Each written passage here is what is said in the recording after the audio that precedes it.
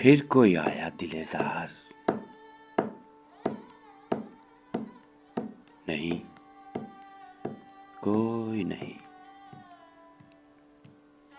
راہ رو ہوگا کہیں اور چلا جائے گا، اب یہاں کوئی نہیں آئے گا۔ ڈھل چکی رات، بکھرنے لگا تاروں کا غبار، لڑکھڑانے لگے ایوانوں میں خوابیدہ چراغ، سو گئی راستہ تک تک کے ہر ایک راہ گزار، اجنبی خاک نے دھندلا دیے قدموں کے سراغ۔